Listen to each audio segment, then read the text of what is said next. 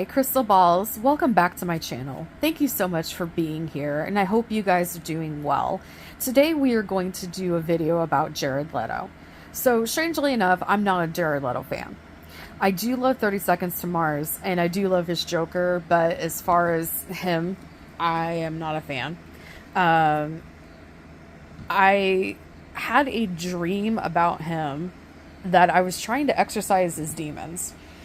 Odd, right? But everybody who's heard that dream is saying, yep, that's about right. So today we're going to take a look at Jared Leto and see what the hell is going on. And definitely, take us with a grain of salt. It's all for entertainment purposes only. But I'm definitely having fun. Okay. So, I see him as a very gifted person. He definitely does have a lot of talent in him, and I feel like that's not fake. That's something that, some people might take his acting more seriously than I do, but he's actually a very good actor. He's a very good director. He's a very good singer. He's got a lot of talent. He's a photographer. He does a lot of art. So, most people probably know that about him, but he is actually very talented. It's not just a person that is a shell of a person. He actually is talented. I feel like he has, I don't want to say a problem with women, but he's very confused about women. He's very flighty. I feel like he can't hang on to a person very long because his interests go just like that, just like a snap of a finger. And I feel like he doesn't know sometimes the difference between reality and make-believe, which is going to sound strange, but as a method actor, sometimes he gets himself into these roles that he is wholeheartedly a part of, and there's a beginning, a middle, and an end to it. But in a relationship, there's not. There's not anything scripted out. So he's got a lot of difficulty keeping women. But I also feel like he has dated some pretty young women. I know that's been an accusation. I don't know if it's true or not, but I do feel like he has flirted with that line of 18-year-olds. Or younger. Just so you know. I feel like he feels like it's him against the world. He feels like he's been stabbed in the back multiple times, as this card clearly shows, but I feel like he really believes it's him against the world. He has a vendetta against the world. Like, he feels like he's owed something. A lot of people do. I know I'm not saying he is the only person that feels that way, but a lot of people do feel like they are owed something from the world. He just happens to feel it on a different level than most of us do. He's very psychic. He's very intuitive. He's very... It's almost dangerous how psychic he is. I feel like he definitely messes with the occult, and that's okay. There's nothing wrong with that, but I feel like he does it carelessly. I feel like he just kind of throws things and sees where they'll land. He's got a definite strong attachment to the mother figure in his life. He definitely loves his mother very much, and that is the woman he measures up to every female in his life, and no one is going to come close to that. And again, that's normal. When people measure their loved ones against their parents, it's, psychological. It's something that happens, but he has set a standard so high that no female is going to be able to make that list for him, make him happy, make him, no male either. No person is going to be able to fill that role in his life that for a lover, for a person that's going to be a permanent lover, because he has set his standards so high. And he sets that standard so high because of his mother. And there, again, there's not anything wrong with, you know, setting a standard against that, because it's a natural thing. But he has set it too high. And I think part of him knows that he will never find a lover like the perfect woman that he has in his head. So he just doesn't look for it. He doesn't want to be disappointed. So he just jumps from place to place to place without ever committing really to anybody. Even though he's been close to marriage before, he's not committing to anybody because he has a perfect woman in mind. He has very prophetic dreams. He dreams his music. He dreams his roles. He does a lot of astrological travel. He does a lot of, you know, different types of going into other dimensions. It's like this man can go into a meditative state and be able to go into other timelines and other dimensions. He's incredibly intelligent. But everything he does, he puts it out there. It may seem like he's joking, but he's not. I don't know if that makes any sense, but the stuff that he says, the stuff that may seem very controversial that he says, that people think it's funny, it is funny, but it's not a joke.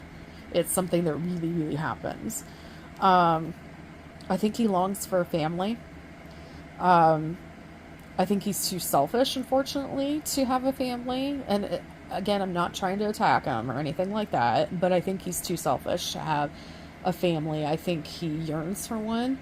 I think he yearns for a lover too, that he can have for the rest of his life, but his standards are so high that he'll never get it unless he changes, which I don't think he will. He does have problems with women. Interestingly enough, he just, I think I've said that before, but it keeps coming up that he has problems with women. He doesn't know what to do with them. He doesn't have that problem with men. But with women, he does. Looking here, this is touching on religion. And do I think he's actually a Satanist? Yes, I do. But I don't think that's a problem. Some of the nicest people I know are Satanists, and they are good people. Not everybody is. I don't want everybody to freak out. Everybody's different, clearly. But I feel like, yes, there's some good in him that looks at the better part of Satanism. So, like, the environmental things, the be good to your neighbors, no harming none, like, things like that. He's part of that, but he takes it very seriously, and he takes some of it too far. He's definitely a person that takes things too far. He will hurt himself in order to achieve something. And I don't mean like self-harm. I mean he will hurt himself like diving off a cliff. And doing it where he didn't research the place first and see if he was going to be safe, or not having the proper equipment or whatnot. Like, he will hurt himself to feel alive. And he likes the near-death experience. He's had several near-death experiences, and he likes the near-death experience because it makes him feel alive, but it also connects to all his psychicness, and it connects to all of his dreams and things like that, and all his abilities to seek other worlds and other dimensions. He's able to do all that. But the near-death experience is like a time where he's awake. and he knows exactly who he is and where he is in the universe and what the universe is all about.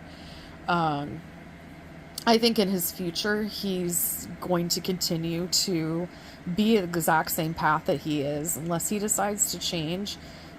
He's going to continue being alone, even though he's going to date and he's going to be in relationships. He's going to be alone. I feel like he's obsessed with money and fame and power, which isn't that hard to guess being a musician and being a actor, but he's definitely obsessed with that type of power. He does use that power over people. He knows he's, what is it, agnamic? No, I can't say it. He knows that he is attractive, and people will listen to him and do what he says. He knows it, and he uses that, definitely uses that. He likes being the leader. He likes being the person with the most attention in the room. If he ever flipped sides, he would be a great speaker for the ages, but he's too into himself to be able to do that. And I feel like he's missing a great opportunity to be somebody that he's halfway there with 30 Seconds to Mars. Like, he really does touch people. He really, like, the band really does a great job of helping people and doing great things. And if he lived like that all the time, he is in that goodness, in that good place, he would go much further. His career would be different. He would be more of an activist and a speaker. I know he does some activism, speaker, but this would be completely different. I feel like he's not too far gone, but he doesn't want to change. He doesn't want to change. So, to close this up, yeah, he definitely is being foolish. I feel like he dances too close to the edge. Even this card is him going over the edge with a dog next to him. That would be somebody he would bring along with him. Somebody that was dumb enough to follow him, or loves him enough to follow him. But I feel like he is too self-absorbed and too foolish for his own good. And I feel like he could do so much better for this world. Like, he could help balance things, and he could help people with his leadership skills. But I don't see that changing, unless it has to do with the band. And other than that, he doesn't put that energy back into the world. So, does this guy need to be exercised? Probably. I don't know why I dreamt about it or why is my dream, but there's a reading on Jared Leto. I know it's kind of weird. Like I said, take it with a grain of salt. I don't want people to get offended or freak out. I do love 30 Seconds to Mars. I'm not a big fan of his. But I hope you guys enjoyed the reading, and remember, every single day is a gift. Use your time wisely. I'll see you guys on the next video. Bye for now.